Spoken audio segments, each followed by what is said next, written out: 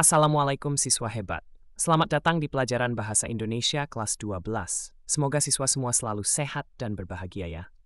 Pada pertemuan kali ini, kita akan bersama-sama belajar terkait memahami dan mendiskusikan fenomena kecerdasan buatan, khususnya pada subtopik menyelisik ide pokok dan ide pendukung dalam teks teknologi. Tujuan kita belajar pada pertemuan kali ini. Siswa dapat menemukan dan memahami ide pokok serta ide pendukung pada teks yang panjang dengan topik baru. Jadi, tonton sampai akhir ya.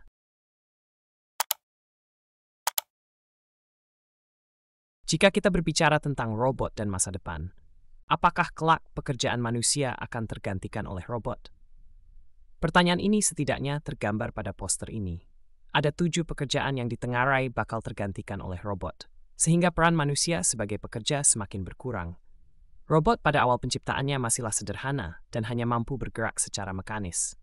Akan tetapi, pada masa kini, robot telah dilengkapi dengan kecerdasan buatan atau artificial intelligence, yang membuatnya mampu bertindak dan berpikir seperti manusia. Dalam permainan seperti catur, bahkan robot telah mampu mengalahkan manusia. Hal itulah yang terjadi pada tahun 1996 dan 1997. Seorang pecatur kelas dunia bernama Garry Kasparov bertanding melawan superkomputer IBM bernama Deep Blue. Pada pertandingan pertama tahun 1996 di Philadelphia, Kasparov mengalahkan Deep Blue. Akan tetapi, pada pertandingan kedua tahun 1997 di New York, Kasparov dikalahkan Deep Blue. Pertandingan bersejarah ini diabadikan dalam film dokumenter bertajuk The Man vs. The Machine. Tentang kehadiran robot ini, National Geographic edisi Desember 2020 menurunkan laporan utama tentang hidup bersama robot. Menurut National Geographic, hubungan manusia dan robot sangatlah pelik sejak dulu. Di satu sisi, kita menghargai bagaimana robot dapat menangani hal yang berbahaya dan melaksanakan pekerjaan berulang sehingga kita tidak perlu melakukannya. Robot tidak memerlukan liburan dan asuransi kesehatan. Namun, sebuah jajak pendapat memperlihatkan bahwa pengembangan robot membuat kita merasa sangat tidak nyaman dan sekaligus merasa terancam.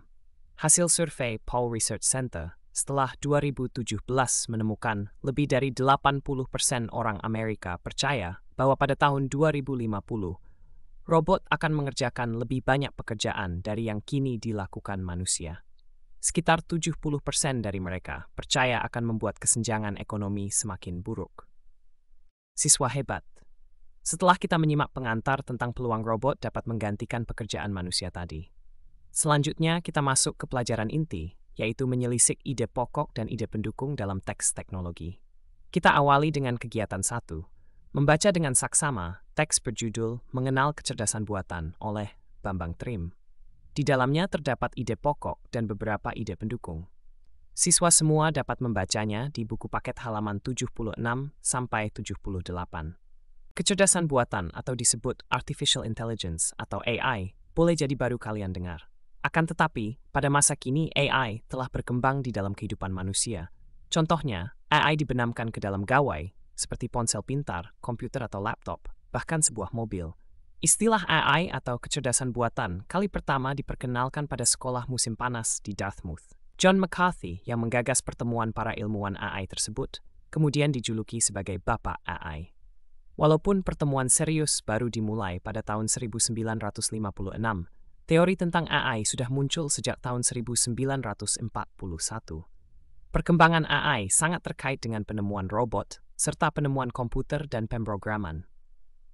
AI kemudian disebut sebagai salah satu cabang ilmu komputer yang mendalami kemampuan komputer untuk berpikir dan berperilaku seperti manusia. Oleh karena itu, AI seringkali dikaitkan dengan robot, yang beberapa di antaranya dibuat mirip manusia.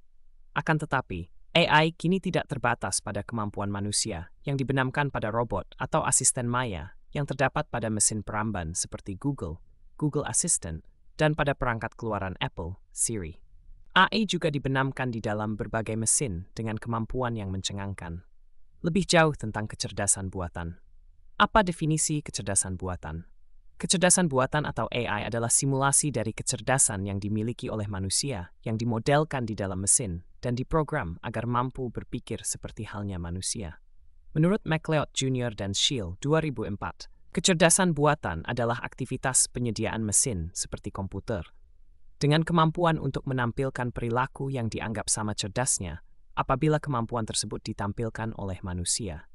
Secara ringkas, pengertian AI adalah sistem dan program komputer yang mampu melakukan pekerjaan-pekerjaan layaknya seorang manusia ketika menggunakan tenaga dan pikirannya untuk menyelesaikan suatu pekerjaan. AI bekerja berdasarkan data yang diolah dari pengalaman-pengalaman berinteraksi dengan manusia. Ia semakin cerdas melalui interaksi tersebut. Jadi AI itu belajar secara cepat untuk menjadi cerdas. Proses berkembangnya AI adalah melalui pembelajaran, learning, penalaran, reasoning, dan pengoreksian diri, self-correction. AI mampu belajar sendiri dan berlangsung dengan sangat cepat.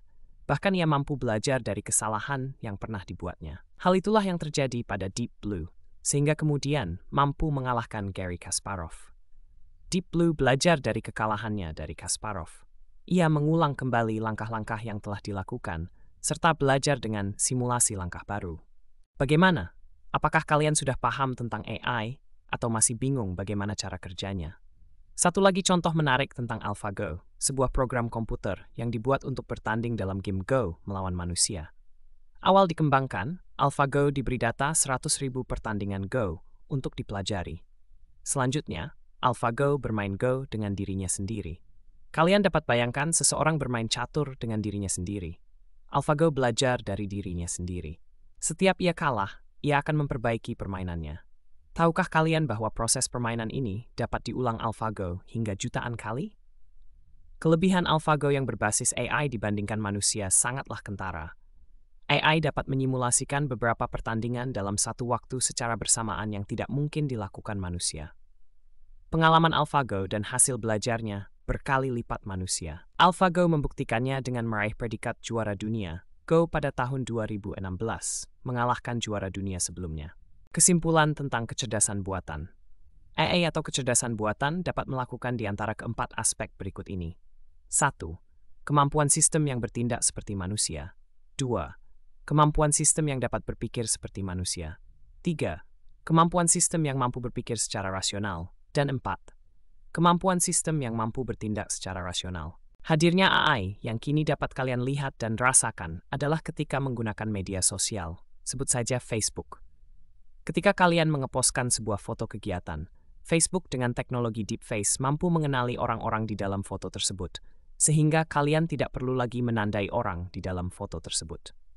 Dari mana Facebook tahu bahwa itu foto orang yang dimaksud? Jawabnya, karena Facebook menggunakan AI. Satu lagi contoh adalah ketika menggunakan aplikasi Lokapasar Marketplace. Kalian mendapatkan tawaran produk-produk yang pas dengan kebutuhan kalian. Dari mana ia tahu? Melalui AI yang ditanamkan di suatu aplikasi, maka semua yang pernah kalian lihat, cari, dan beli menjadi data yang diproses oleh AI. Hal inilah yang populer disebut jejak digital. Jejak tersebut dibaca oleh AI sebagai data yang dipelajarinya tentang kalian. Tentu AI berpengaruh terhadap masa depan kita sebagai manusia dan gaya hidup kita. Di satu sisi, AI dapat menimbulkan dampak negatif, tetapi di sisi lain, ia juga berdampak positif untuk meningkatkan kualitas hidup manusia dan kemudahan-kemudahan menjalani kehidupan.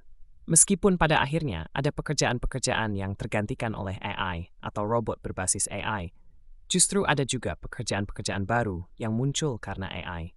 Kalian harus mulai berkenalan dengan AI dan memahami bagaimana cara bekerjanya agar kalian dapat belajar banyak sebagai manusia.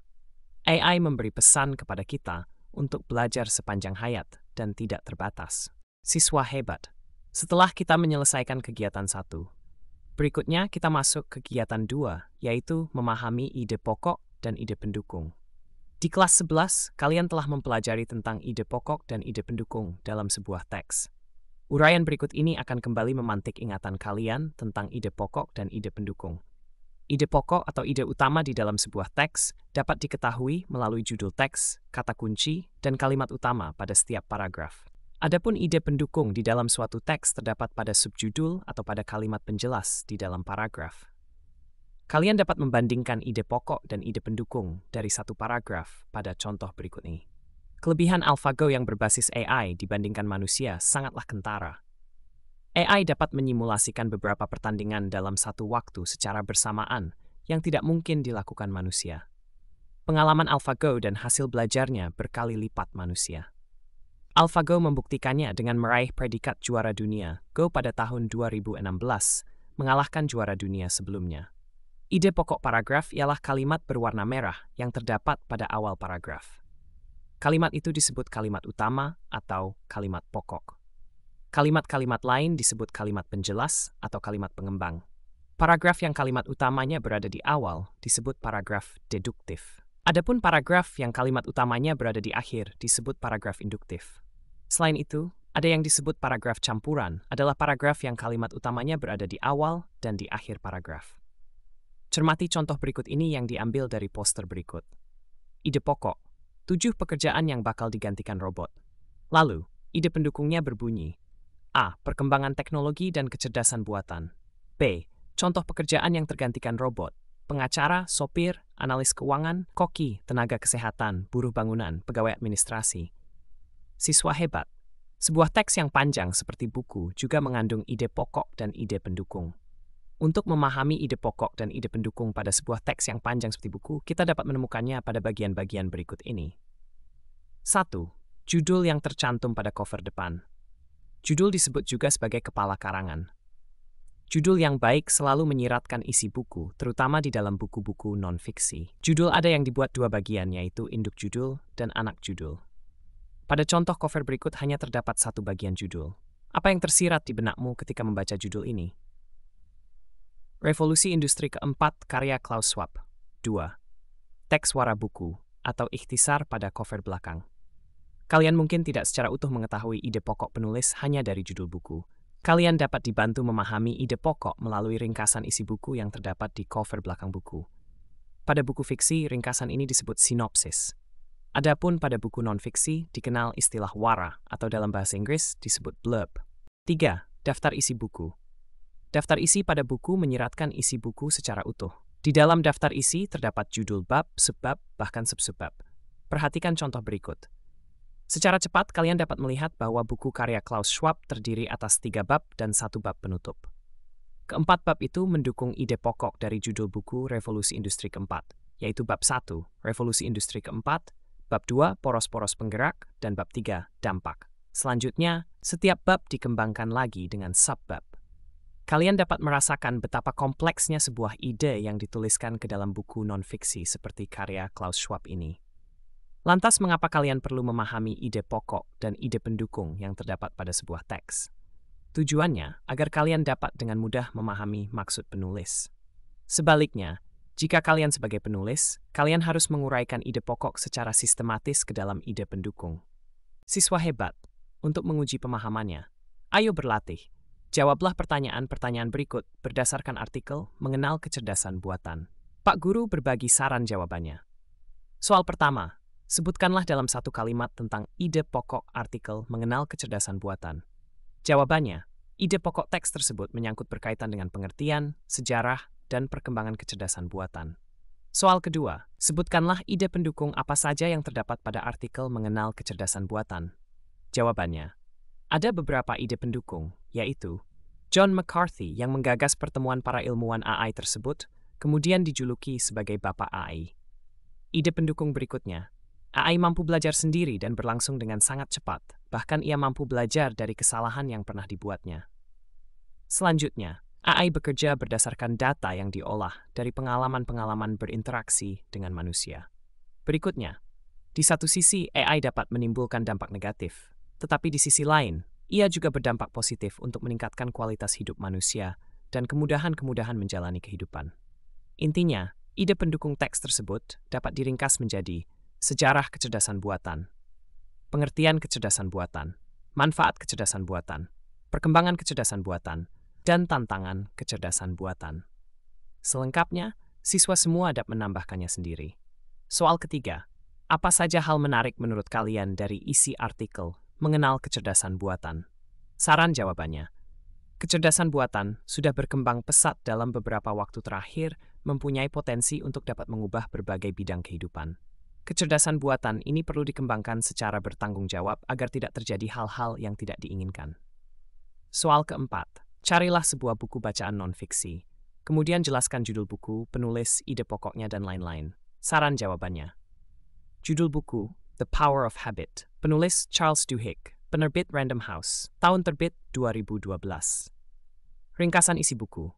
Buku tersebut membahas mengenai kebiasaan, yaitu perilaku yang dilakukan berulang-ulang. Penulis menjelaskan bahwa kebiasaan dibentuk melalui 3 elemen, yaitu rutinitas, hadiah, dan pemicu.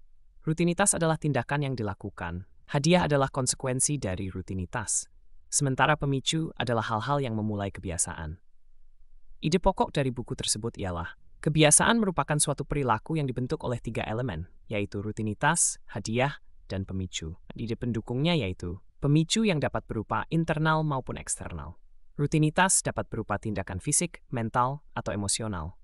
Hadiah dapat berupa hal yang menyenangkan, bermanfaat, atau memuaskan. Hal menarik dari buku ini ialah menjelaskan konsep kebiasaan dengan cara yang mudah untuk dipahami. Buku ini juga memberikan wawasan mengenai kebiasaan yang bisa membentuk hidup. Buku ini memberikan tips tentang mengubah kebiasaan yang tidak diinginkan.